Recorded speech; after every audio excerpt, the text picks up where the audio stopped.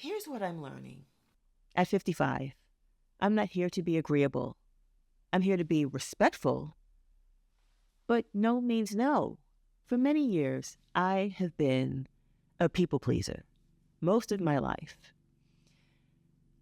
I say maybe the past 10 years that has shifted.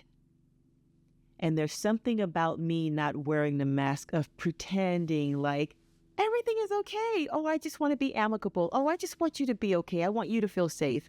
And because I'm not doing that anymore, I get met with this challenge of people not being okay when I say, no, I don't want to do that. 17 days ago, I attended a networking mixer for members for an organization I've been a member of since 2015.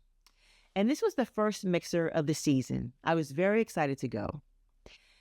As I walked through the garage, I said my usual prayers of protection because there are usually a lot of folks in attendance and I like to stay prayed up. If you know, you know. But I was in a great mood.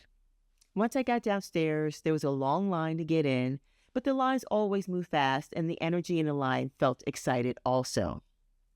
Once I reached the check-in, I showed my membership ID on my phone.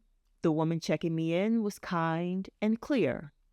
She scanned my phone and she said, "You're good. And if you'd like, you can go and make a name tag over at the table to the far left, if you'd like."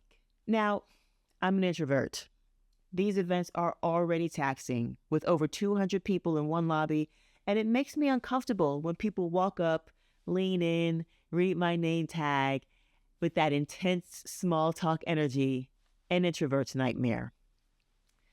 My preference is to read the room from periphery and find the people with the least amount of angst energy, because massive groups of people mean everyone has some level of anxiety going on, including me. So instead of going to the name tag table with 6 people hovering over it, I chose to forego making a tag and I walked toward the door on the right. Immediately, I'm sort of stopped by another woman, different energy from the check-in woman, much firmer, big smile, eyebrows raised, and she positions herself in a way that blocks the entrance and says, "We're having people make name tags if you'll step over there." Calmly, I said, "Oh no, I don't want to make one." And I go to walk, and in a millisecond, I saw it, a brief flicker of discomfort, like the record scratched. Then the smile comes back. She responded, "Well, actually, we're asking everybody to do it."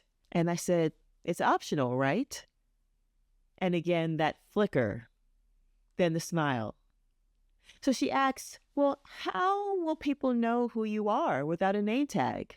When I'm talking to people, I'll introduce myself and tell them my name. She's still slightly blocking the door where if I walked by her, I would have to bump her to get by.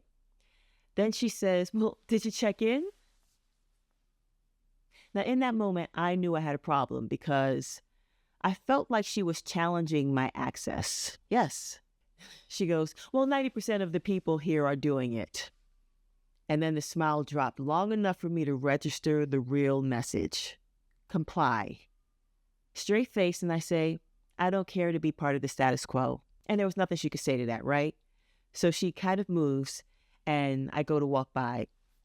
And she gave me a look, like the look that people give when they realize they don't have authority over you. So she moved aside, and I walked into the event. And as I walked inside, I heard her ask a different check-in woman, "What was her name?"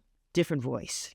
So I turned on my heels, and I tapped her in the arm, and I said, "Hey, did you want to ask me my name? Did you want to know my name?" And so she got startled, and she's like, "Yes, I just want to know who you are." So I told her my name, Tiwana Floyd, and then I asked hers.